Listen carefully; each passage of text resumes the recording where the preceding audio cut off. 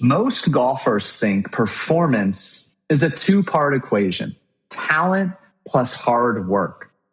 Today's guest, however, Mr. Craig Domann, who's worked with more than 300 NFL athletes and coaches the past 30 years, he has a different take because he's seen up close why so many players and coaches stay stuck.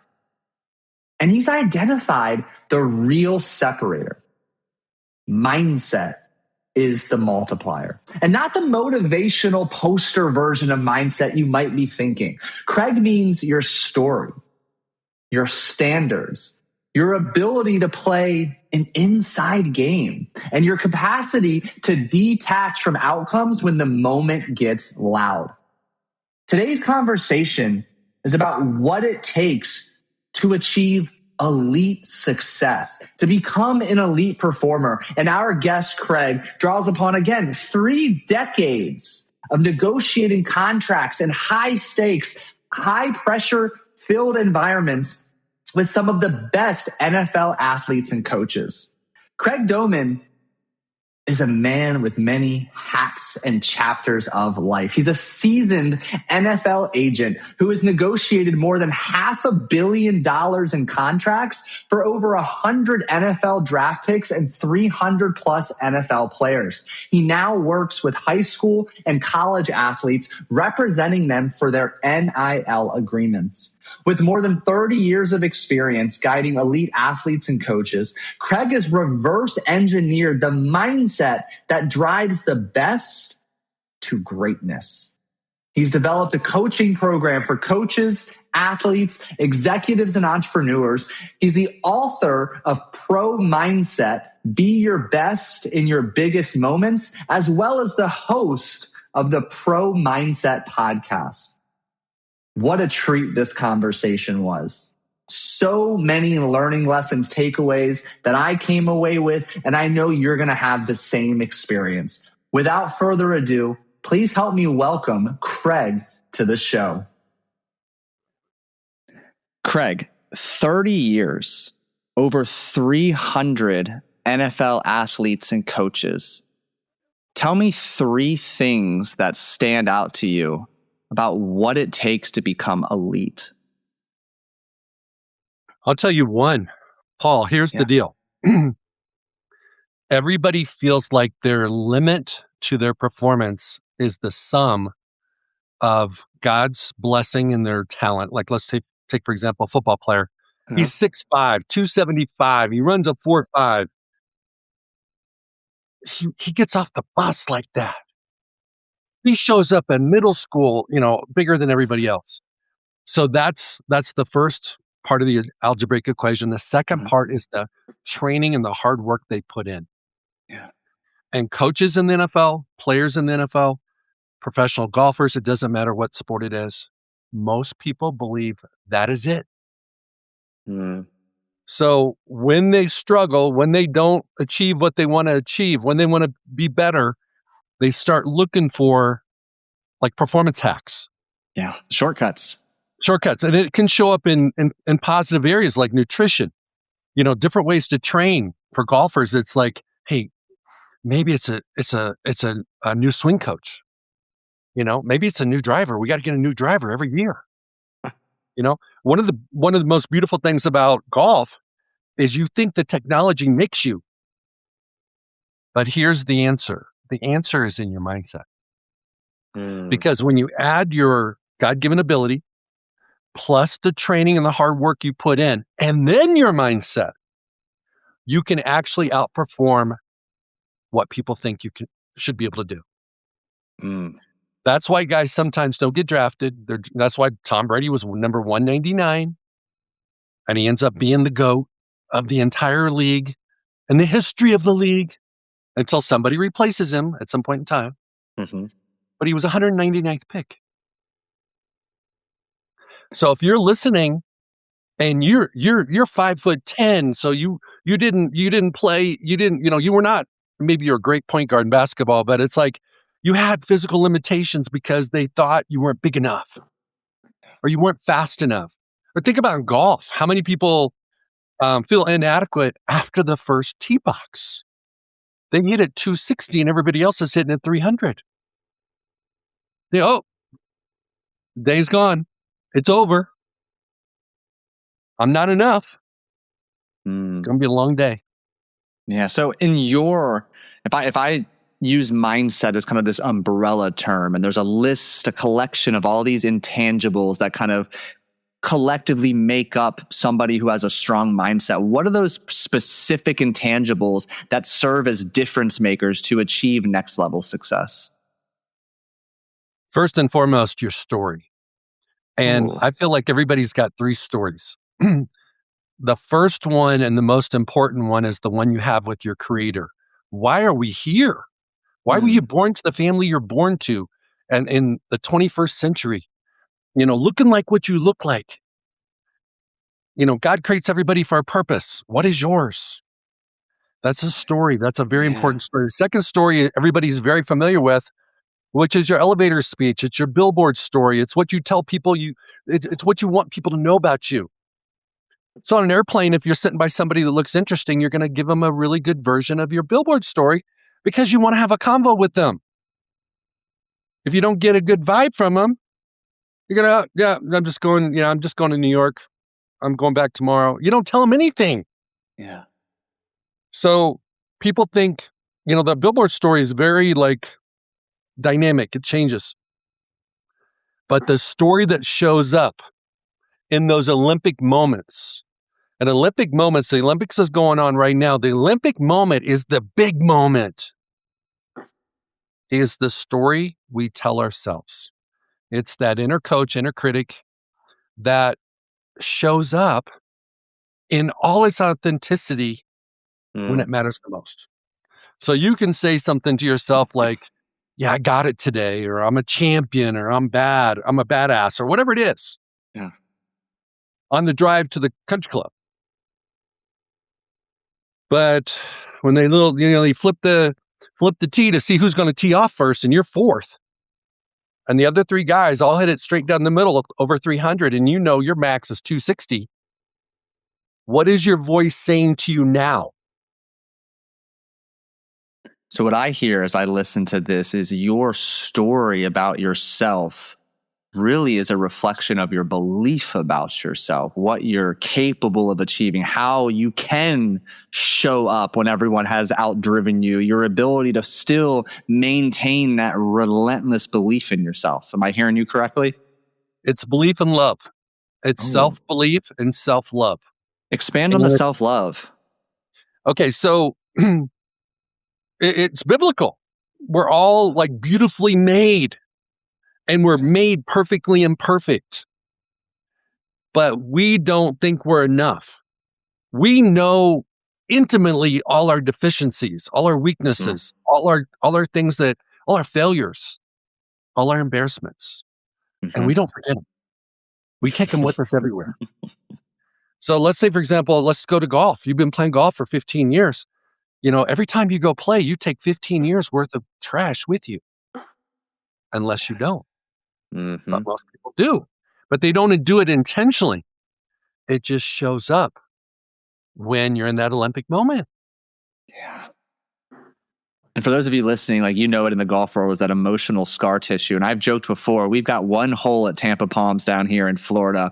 The 5th hole, it's a tight, long dog leg left. And people lose sleep over it. People lose sleeves of balls over it. That tee shot, for whatever reason, is so intimidating the most that every time you just hear it as I get paired with strangers, I'm going to lose one here, or this is going right. It's just, you're right. It comes up in these Olympic moments where they want to perform most, but their mind reminds them of all of the past negative experiences as a way to protect them, thinking it's helping them.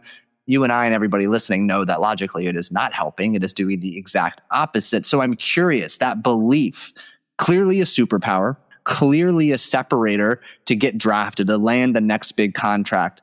Are the top athletes born with it, or do they create it? I think some people just have this ability to believe and love themselves that other people don't have. I've seen, I almost call it it's almost like naive belief. It's almost, Yeah. you see it when certain people, they forget their driver and they borrow somebody's driver and like, I'll hit this just as far as I hit my normal one. It doesn't faze them. And then other people have to take a break, go into the clubhouse and buy a brand new driver that just was like the one that they think is the only one they can hit, not realizing it's the swing and not the club. But the bottom line is, I think it's can also be created. Awareness of the idea that you have to double down on who you are can be expanded, grown, trained, and developed. Yeah, I love that, like naive optimism. That's gold. I really like that. As you reflect on, you've had to develop some intimate relationship with your athletes, with your coaches. What is the work that they do to strengthen their self-belief, to tell a better story that maybe the outside eyes and social media don't show? They have the uncanny ability to play an inside game instead of an outside game. So people that play inside games don't pay so much attention to social media. They don't care what other people think. They don't read the press clippings. They don't listen to the media. They focus on, it's basically a me and me game. And it's like, they feel the power and the autonomy to make their own decisions about who they are. Where a large majority of people, and I would say at least 90%, and I was one of those people for a long time, I got my validation from other people. I would check out, how am I doing? How do you're playing the comparison game. You're playing the perfection game, all those identity killers. And it's like, that's all outside work. Yeah. It's crazy difficult to believe 100% in who you are every single day if you're playing an outside game. I love that you said that. It's so true. And candidly, like you, I used to put so much weight into the opinions of others, the number of likes I got on social media. And over the years, we'll call it wisdom or just failing enough to finally find a better answer or a better option. It's really recognizing the way I frame it is I'm playing a different game or I'm operating at a different level. And I don't mean that condescendingly. I mean it like there's just different things to prioritize and focus on at this level of life. I don't want to have these mundane problems. I'm going to choose to focus on what I can control, where I can provide value and impact. And it highlights what you share. And what always comes to mind is I'm a big Tim Grover fan, a big Michael Jordan fan. And there's a story about one of these rookies making a diss about him when he outperforms him one night. And then Jordan comes roaring back with an extremely high number of points scored in the next game. And it turns out that whole situation was made up as a way for Jordan to fuel himself to play better. But that's just one of many examples where you're right. You focus on you versus you, just nitpicking the edges you need to keep yourself motivated. Phenomenal. Well, one more add-on to that is the idea that most people look at their circumstances. Like, let's say golf. You look at, hey, I'm struggling around the green. I'm struggling with fairway bunkers. I'm struggling with my 4-iron. Everybody's got a club in their bag they never use, okay? Might as well just keep it in your trunk because you're never going to use it, okay? So it's like they're looking at those things. But so think about the business person that shows up at the office, at 7 or 8 a.m. They're running the company meeting. They're the CEO, they're a C-suite person. And at 1:00, they get a tea time out at the country club. And they run a multi-million-dollar company. I'm here to say that they're more nervous and more excited about their 1:00 tea time than their 9 a.m. boardroom meeting. Okay. And they're thinking about all the things they need to do to be ready for that tea time. And what they fail to do is focus on who they are.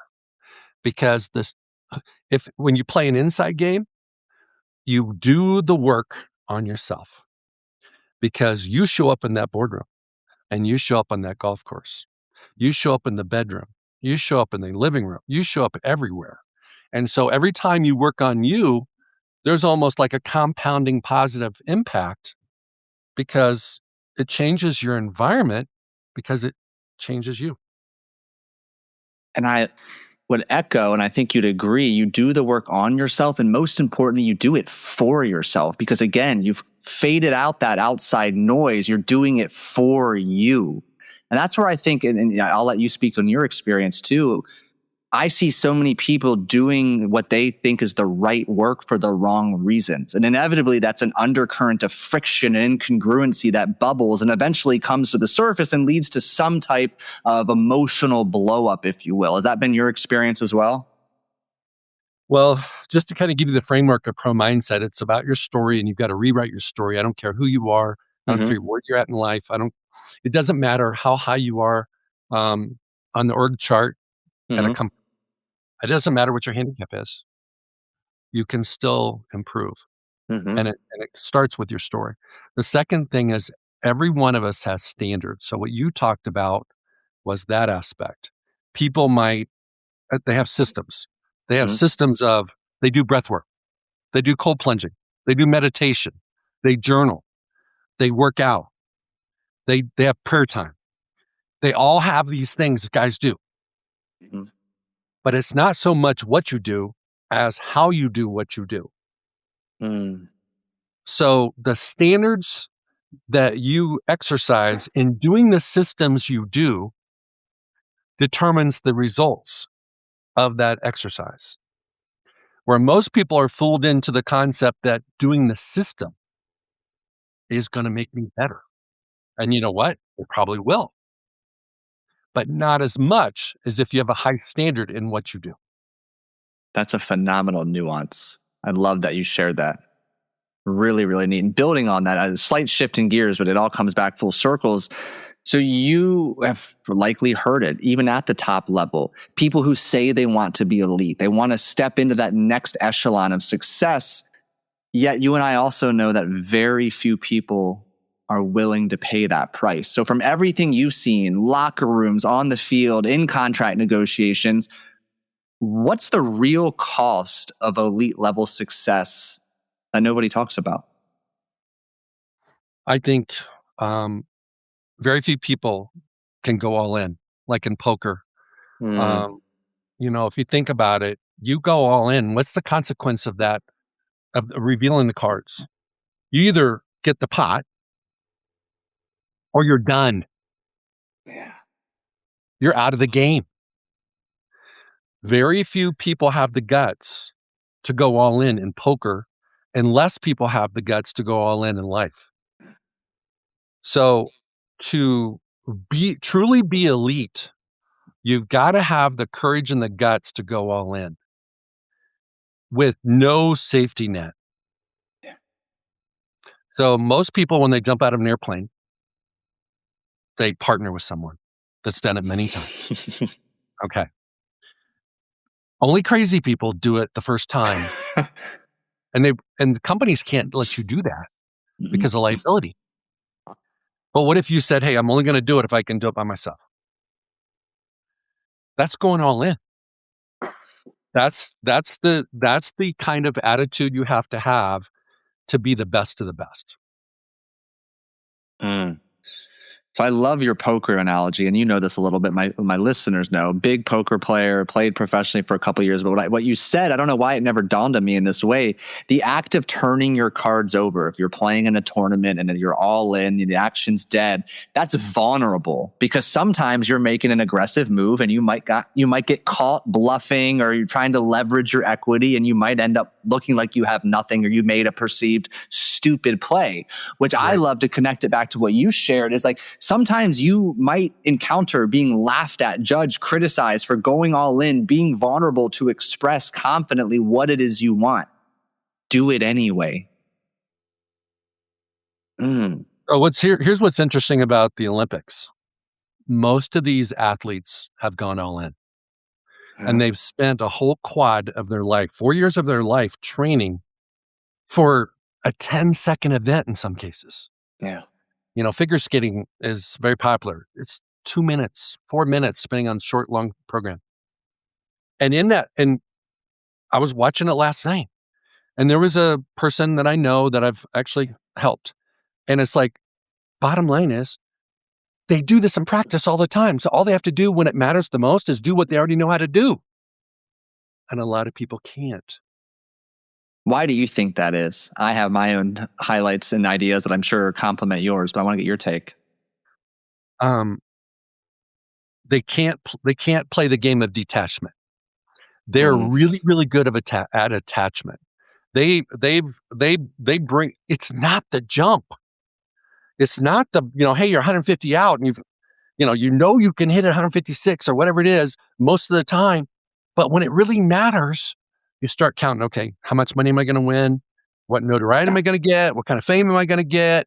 Yeah. I've been dreaming about this my whole life. My parents have invested going back to the Olympics, invested all this money.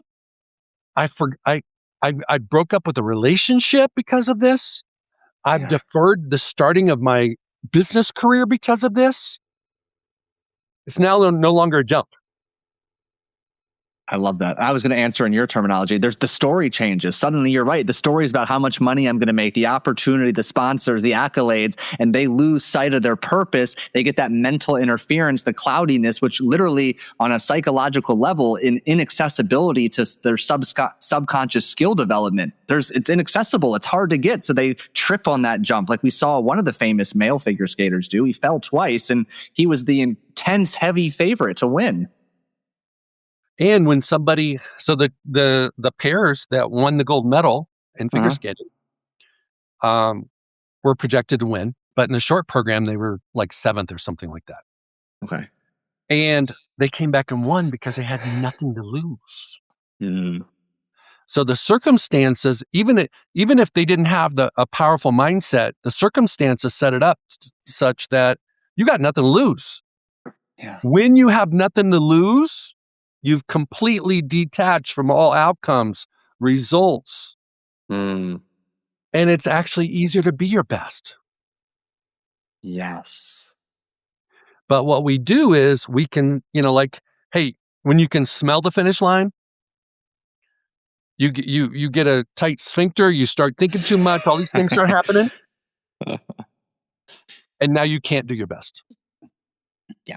So it's like the idea is, can you have the freedom, the flow, all that stuff, just to go do what you've been trained to do? So for those of you listening, Craig has dropped so many breadcrumbs that have connected so well. That ability to show up like you have nothing to lose is much easier to access when you go all in because you're vulnerable. You've shown your cards. This is who you are. This is what you're going after. The judgment and criticism, you expect them. They're there, but it doesn't matter because you're playing the inside game. Craig, you make my job easy. This is awesome. I love this. I'm going to keep us rolling here. Now, you've had the opportunity to see athletes climb the ladder of success, one tier after the next, more accolades, more accomplishments, bigger contracts, more money in their bank.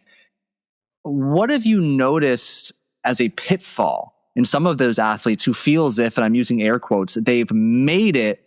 And how does that begin to show up in that next level of performance when they feel like they've made it? Well, ironically, I did that too because I mirrored my client's success because my success was connected to their success. Sure. One of the biggest downfalls for success that competes with success is comfort, convenience, and entitlement. Yeah. And once you get to a certain level in anything, like execs do this in business world, Tiger Woods did this. Everybody that's been there has temptations. Different people can hold off, stay on track. But it's like when you're so good, you can justify in your mind taking a rep off, taking an hour off, taking a practice off, taking a day off, taking a week off. Mm-hmm. And you do that a few times, then you get real comfortable with maybe taking a month off in the off season and just saying, hey, I'm just going to chill out and let my body recover. Then you can't turn the switch back on. Yeah. Because now you're comfortable. So what I would tell people is that the best place to reside is to be in the uncomfortable zone. Because in the uncomfortable zone, it's uncomfortable and that's where you grow. As soon as you feel comfortable, like people do this in corporate America all the time, they strive to a certain level, they get there, then they relax. Yeah. And then a year or two later, they get fired. They get reassigned.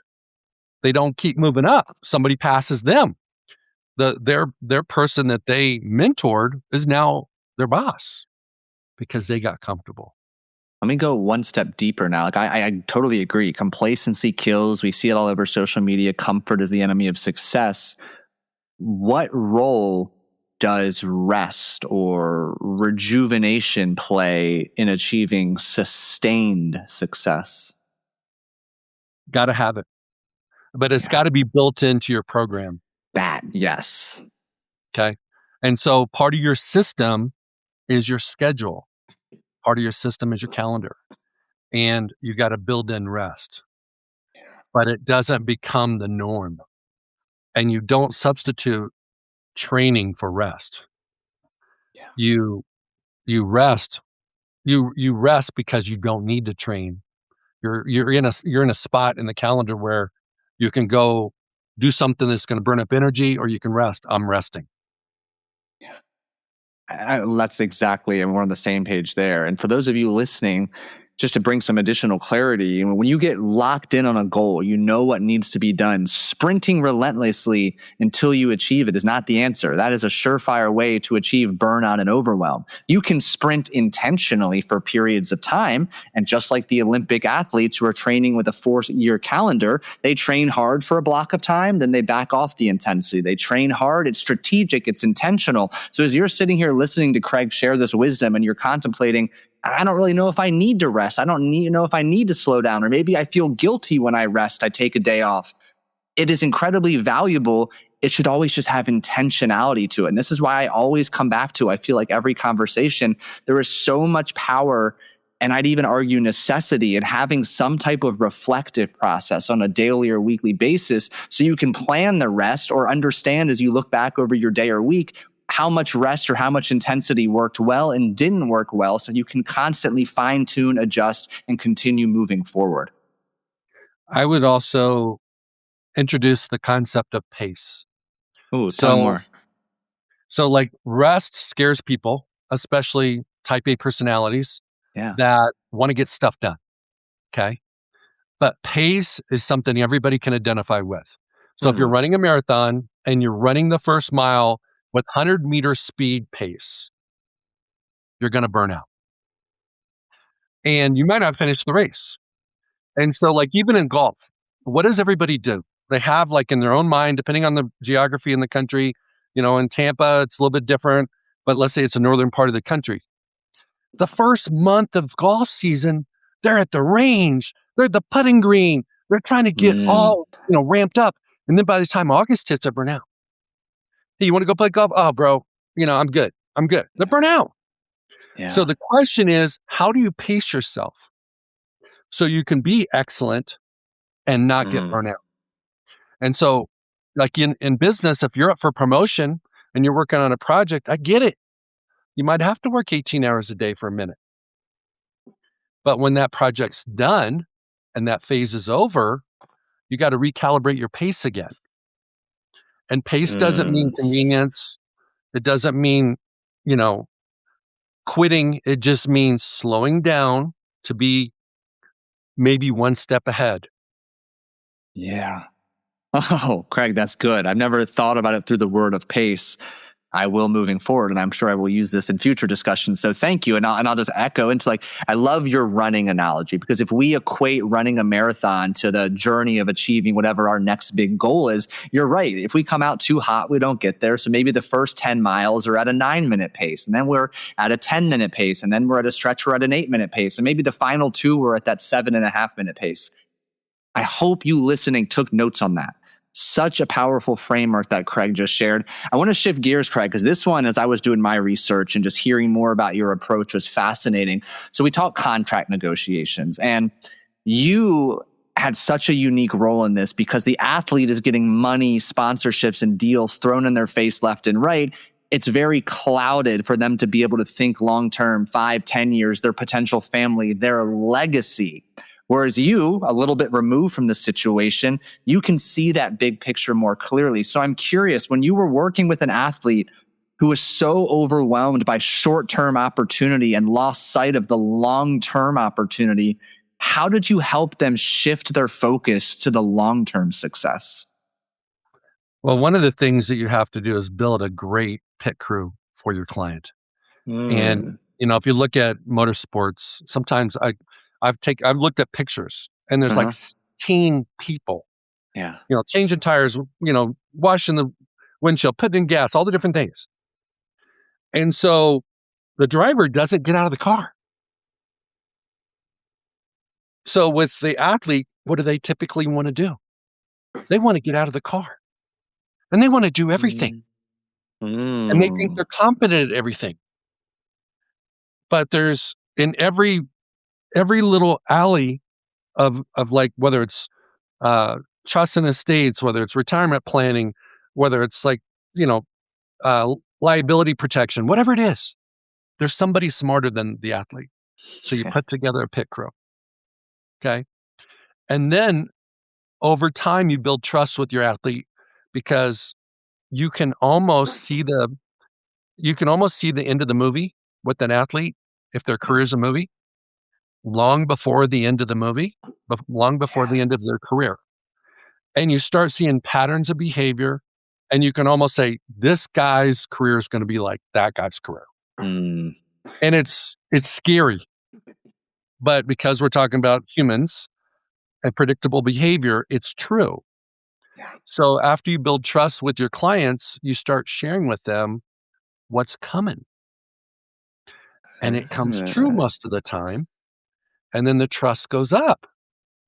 So then you can have the hard conversations with them about, hey, bro, you're spending more than you're making. And you're not going to be making this when you're 35 and 40 because you're going to be done. So you can have some of those conversations and you also can educate and collaborate with financial people that is their day to day. In your experience, do the best of the best athletes hire coaches in any capacity, a team of coaches, a pit crew early on once they're clear on their goal, or do they wait till they hit some arbitrary metric of success to then begin building their team? I think it goes both ways, but I want to rephrase one thing you said, Paul. Mm-hmm. It's not the best of the best athletes. It's the Mm. best of the best performers. Mm. May or may not be the best athletes. Fair. And so, right. And so in any given locker room, all these guys are pretty athletic, but they all know somebody that's sitting on the couch that's playing, the weekend warrior athlete that's a better athlete than they are. Yeah. Yet they're not in the NFL. So, but in terms of the question, I would say that as soon as they become, it's really the advisor's responsibility to introduce these concepts to the client as soon as possible. Mm.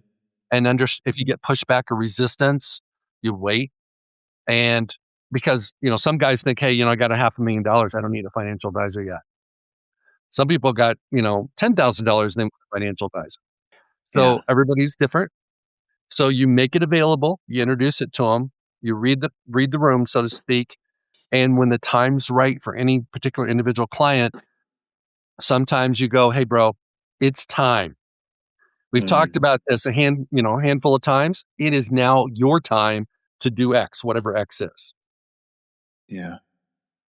Where do most athletes slip up when it comes to choosing their inner circle that they think or hope will get them to the next level? I think two things. One is that homeboys, from high school and whatnot are normally LeBron James, made billionaires and millionaires out of all his friends from high school, but that's the exception to the rule. Yeah. But I would say homeboys are not objective. They may be looking out for their own interest. Mm-hmm. And then I would say the second part of that is the concept. Well, I lost my train of thought here, my man. I'm so sorry. You're good. Um, but anyway, with respect to inner circle, they value the inner circle too much, and Mm. they're not convicted about their own beliefs. So when you are in a situation where you need to utilize other people's expertise, Mm-hmm. you can become vulnerable by giving all your power to those people. You should get advice and counsel, but you should retain your power. Yeah, like as you were saying that, I was like, yeah, so many people lose that autonomy, that self-trust, that clarity, that aligned authenticity. And you're right, they outsource those decisions and they lose touch with themselves. And yeah, that starts a very downward negative spiral, to say the least. Interesting. Character as a competitive advantage. Everywhere as I came across your content, Craig, that was a theme. Character, the importance of it, how it's actually a catalyst for next level success. Tell us more. What do you mean by that? What role does character play in achieving next level success? It's really your standard, Hmm. because it's how intentional you are about rewriting your story and being very mindful of what your story is and creating change in your story when your circumstances need a different story. Um, I think that character everybody knows this. It shows up when nobody's looking, shows up Mm-hmm. in the dark. Yeah. But in sports, it shows up in transitions, in between, in the gaps, because there's such a controlled environment when you're in competition, doesn't Yeah. always show up. Once in a blue moon, you'll see somebody lose their mind and you'll go, man, that guy's got bad character. But for the most part, even somebody that could be, you know, have the propensity to do something crazy doesn't do it in, like a game setting or on a Mm-hmm. golf course when everybody's watching. But in the gaps is where it shows up. And if you don't have high character, those are the guys that slip into complacency. Mm-hmm. And the worst lie you can tell, maybe your spouse, maybe your kid, maybe a parent, maybe a business partner, but none of those compare to the lie you tell yourself. That is the most crippling lie you can make, because now you're not dealing with the reality and you can't even make good decisions because you're lying to yourself. Give us an example of that lie or some of the common ones you've noticed athletes whose careers have crumbled because of a lack of character or a story founded upon lies. I think a couple things. One is when they tell themselves they're working hard and they're not. Mm. They're not. They're not. They're saying all the right things, but they're not doing what they're saying. And Okay. then I think another one is the relationships. It's like guys are sometimes stupid in the relationships. They think they can have, a handful of women, and they're Mm-hmm. lying to all of them, and then eventually it implodes. And you see this with CEOs too. Like they're in a position of power. Yeah. Anybody in a position of power, they can justify it because they were approached. They were tempted. It wasn't even their idea. They just responded to someone else's overture. So when you lie about relationships or lie in relationships and you lie to yourself about how much you're really doing, Yeah. that is a shortcut to failure. Mm. So if these lies are serving as the foundation of somebody's story, they're sharing and narrating about themselves, and you're mentioning that with every new chapter or challenge, these individuals have to pause, reflect, rewrite their story. What does that work? What does that look like? What's the framework, the tactical aspect of beginning to rewrite an individual's story? First and foremost, you have to have the awareness that your story's maybe not in alignment with what you say you want it to be. Mm. And that will show up in failures, embarrassments, self-sabotage, maybe negative media comments, demotions, getting drafted, in the NFL draft weekend. Everybody thinks it's for the guys going through the draft. It's really for them as well as everybody that's in the league already. And some guy might be out playing golf on a vacation and his phone starts blowing up with texts. Hey, why'd they take a first rounder at your position? Yeah. Okay. So that's a sign that the team's trying to replace you. Kirk Cousins in Atlanta a few years ago, and they drafted Penix. They signed him to a guaranteed big deal, Mhm. and then they signed Penix, or they Yeah. draft Penix. And so he was butthurt about it, Uh-huh. and rightly so. Mhm. But that kind of stuff happens all the time. Yeah. And so what happens to an athlete is so take for example, Kirk Cousins in your scenario.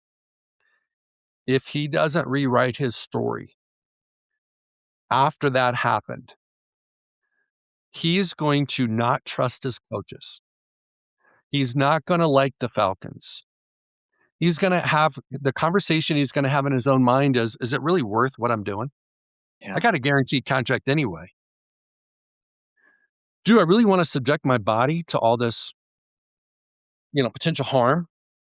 Do I Mhm. really want to sacrifice the time I want to have with my kids and my wife to work out when these people don't, give two whatsoever about me? Yeah. So all that stuff is very normal. So to start to stop that avalanche of negativity, you have to pause and you have to embrace competition. You have to Mm. understand you're not going to play forever and that it makes sense for them to bring somebody in to learn the ropes. You don't see him as Yeah. a threat. You see him as an opportunity to give Mm. and to lead and mentor. And it doesn't change your energy around your coach, your GM, your teammates. And let's go poker again. You double down. You work There's smarter and harder than you ever have. yeah. And when you're in OTAs and he shows up, the rookie shows up, you're not hoping he stinks it up. You're not you're not like hoping he fails. You're not watching the coaches all the time to go, "Hey, when he makes a big throw, the coaches are smiling. When I make a big throw, they act like I didn't do anything. Yeah. And then when I throw a pick, they make a big deal. And when he throws a pick, oh, he's a rookie." None of those things are going on, even though they always go on because people don't have a performance bubble that they step into to operate in.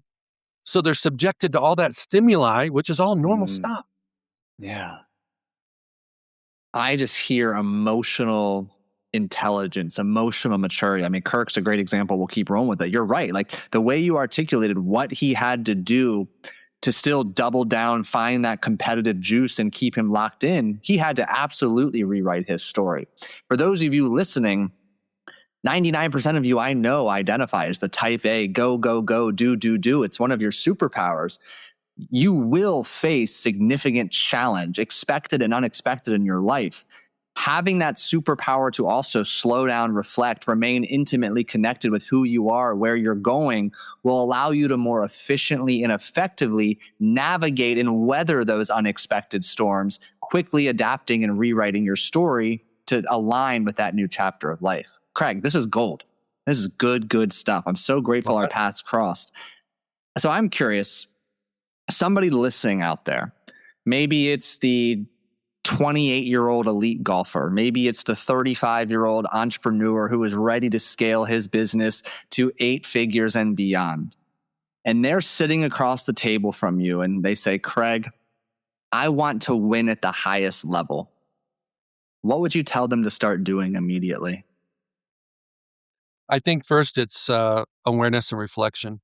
I would want them to pay attention to how they show up, how they feel, what's the emotion Hmm. that is attached to a conversation where they missed out on an opportunity to grow their business.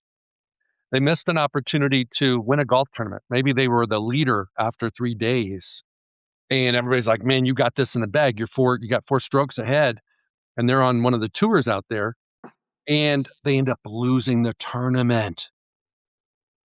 So instead of telling them what to do, I would say, hey, what were you feeling? What was the Yeah. emotion? What were you thinking when you went to bed the night before? What was your game plan the day of? What were the triggers and boundaries that you had on the course? Mm-hmm. Where was your performance bubble corrupted? When did you feel the most stress that you normally don't feel? You felt stress over a 3-foot putt that you normally don't feel. What were you thinking about? You were thinking about, I don't want to blow this. Yeah. This is my shot to get my first dub. And don't miss this 3-foot putt. Yeah. and you miss the dang thing. So it's starting with understanding where their mind is. Mm-hmm. And then I walk them through a process of rewriting their stories, up-leveling their standards through I call it a P5 system. It's through their systems. It's their preparation, their practice, their pit crew, their preview, and their process. Everybody knows what preparation is. Everybody knows what practice is. We talked about pit crew. That's your people. Yeah. Your preview is your visualization. If you can't see yourself winning that tournament, you're probably not going to win it. And if you can't see yourself even coming from behind and still winning, you're probably not going to win it because somebody might go get hot on the front nine and you're just getting pars. And next thing you know, you're down a couple strokes. I feel like you're describing this last weekend's tournament to a T, but keep going. And then the last part of it is your process is everything else that matters. Sleep, nutrition. Did you get in a fight with your significant other on a phone call on the drive to the course? And you're still thinking about that when you're on the first tee instead of just being locked in. Yeah. But until you have that awareness of you were thinking about the fight with your wife, we can't help you. Yeah. And then the last element is everybody has a stage. So we talk about story, we talk about your systems and the standards that you do your systems, and then you have a stage. For golfers, we know what it is. It has 18 holes. Okay. It's a boardroom. It's a sales presentation for business people. How do you show up on your stage? And can you prepare in such a way that you can be fully present in that moment, whenever that is? For golfers, sometimes it's 4 hours. That's a long meeting. So do you have a system in place to shut it down after you walk off the green until you grab the club, your driver, on the next tee box? So you've got a mental break? Are you stressed out and thinking the whole time, locked in for 4 hours, and then the last 3 holes you just cave in? So you got to be able to, it's like city driving. Sometimes you're going to hit a red light. You got to be able to stop. You got to be able to hit the pedal and go green again. So it's like in golf, most people see a golf day as one event. It's not. It's at a minimum 18 different events. And truly, it could be 72, 75, 68 different events. Yeah. Can you turn it on and turn it off for each one? Really well said. So imagine this. There's a billboard centrally located on a golf course. The billboard's message is visible from all 18 tee boxes. Everybody on that course can see that billboard. What's the message you want to write on that billboard to leave our audience with, Craig? Very simple. The story you tell yourself needs to be on that billboard. I was made for greatness. I am a champion. Whatever it is needs to be on that billboard because that's your swing thought. That is the only communication you have with yourself for entirely 4 hours. Everything else is logistics. Yeah. Phenomenal. The communication is tapping into your greatness. And guess what? You get to pick what it is. Yeah. Whatever it is. Because you're the author. You're the author and you get to experiment. Yeah. And it's like, you have a bad shot. What do you say to yourself? I'm a badass. Whatever it is. And so instead of responding to what happened, when you could hit a drive 320 right down the middle, hits a sprinkler head, ends up in the rough behind a tree. No, you didn't do anything wrong. You hit the best, it might have been the best drive you've ever hit. and yet you're behind a tree. Yeah. I'm a badass. And I'm gonna go through my pre-shot routine. I'm gonna hit it back on the fairway and keep on going. So I know you're a good golfer. Have you ever has one shot, and I'm not talking about a really bad shot like hitting the water on an island green or something, but like has any like drive that's not in the best place ever killed your round? No. It never kills your round. You Mm-mm. can always recover from that. And so what do people do? They put pressure on themselves like, oh, this is it. I can't. No, it's not. You're still awesome. Mm. Take your medicine. Phenomenal. Where can our listeners go to learn from you, connect with you, and learn all things about Craig? Well, I'm sure you're going to put it in the show notes, but Mm-hmm. I have a podcast. You've been a wonderful guest on my podcast, Pro Mindset podcast. Yeah. Got website, Instagram, LinkedIn, all that stuff, Pro Mindset. You can check me out just like everybody else. I do coaching programs. I do speaking, those types of things. And what I feel like I'm the best fit for is the people that need to improve the least to get the most. Mm. So when you first start out in coaching, you look for the people that need you the most. I'm better for the people that need me the least. In fact, so much so that they don't think they need anybody Yeah. until they realize they've tapped out. And it's the magic of, working with 300 plus athletes for so many years and learning from those guys Yeah. how to be successful, but also how to fail. I've learned a lot of that too. So, Craig, this was incredible. Thank you so much for joining me. hey, thank you for having me on. You're awesome, Yeah. Paul. Appreciate your show. Appreciate you. Yeah, likewise, my friend. And just like Craig mentioned, everything will be in the show notes. For those of you listening, so many nuggets, so many dot connecting moments in this conversation. So as I always remind you, go listen again, take notes, and then share this with your friends, your golf buddies, those in your inner circle, because they too are going to get so much value out of what Craig shared today. And if you haven't done so already, it takes 30 seconds to leave a genuine rating and review on Apple Podcasts, Spotify, or wherever you're listening to today's show. Thank you again for listening. Have a phenomenal rest of the week. Hit them straight this weekend, and we'll catch you in the next episode.